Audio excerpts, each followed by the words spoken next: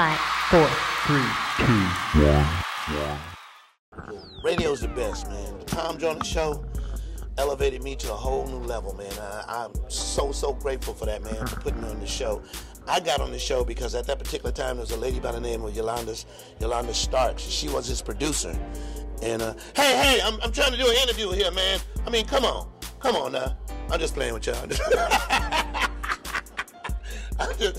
There was a lady by the name of Yolanda Stark. She was his producer. I was working at a club called Mavericks Flat.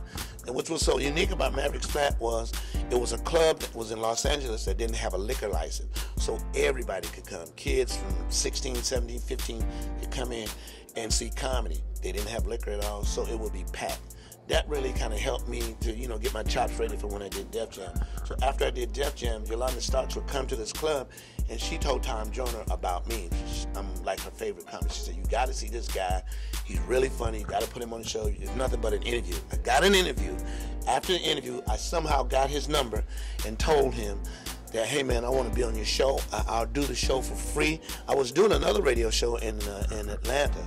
In LA for free. I was doing a Stevie Wonder show with a guy named Rico Reed. I was doing it for free. I would go there 6 in the morning and stay to 10. I would leave there and then I'd go do the Arsenio Hall show. And it was because I wanted to do it. I love radio, and this is what the Tom Joyner Show is. It's the best job you could absolutely have. You get up in the morning, 4 hours of nonstop fun. People who listen to the show, it is exactly what it is. It's a great time. I'm late a couple times, but it's so much fun. It's the camaraderie that we have. In terms of what I really think that makes the Tom Joyner Show is there's a lot of education. There's a lot of being informed about it. But the main thing, the nucleus of the show is that everybody on that show can take a joke. I'm not knocking any other shows. They're different from what we do our show. But on our show, Tom can take a joke. I can take a joke. Sybil can take a joke. There are a couple people we have guests on that we can't take a joke. Roland Martin, but I'm not going to say that. But anyway, but but the thing is that it's a lot of fun. It is exactly what you hear. You can't fake fun like that every day. You can't.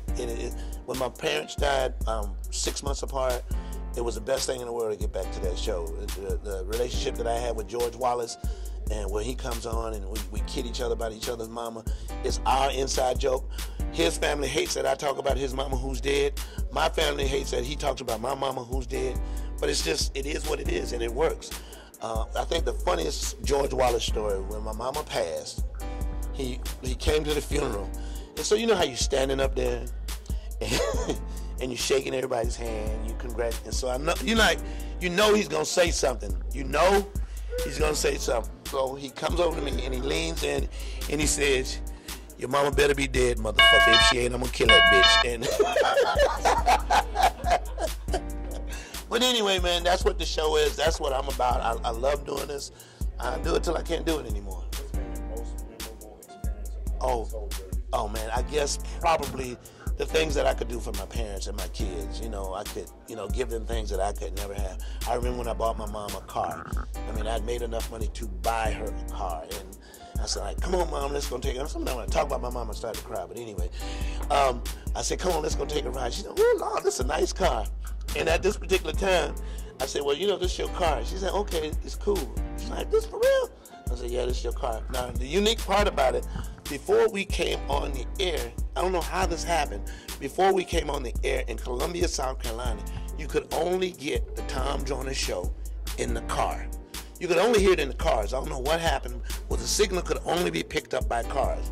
I'm here to tell you, every day, my mom would sit in the car and listen to me on the radio. And then she asked me one day, "Do you think people think I'm weird?" I'm like, "Yeah, if I'm one of your neighbors and I see you sitting in the car every day laughing for 4 hours, yeah, I would think your ass is weird." But anyway, that's my mom, that's my family, that's my dad. What kind of advice would you like to pass on to comedians or somebody who's pursuing their dreams? The main thing, man, is to get into a place where there is comedy, where you can get up as much as you can.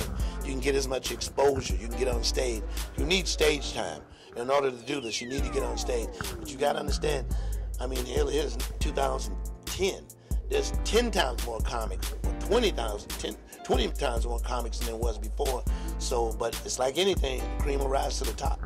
It will.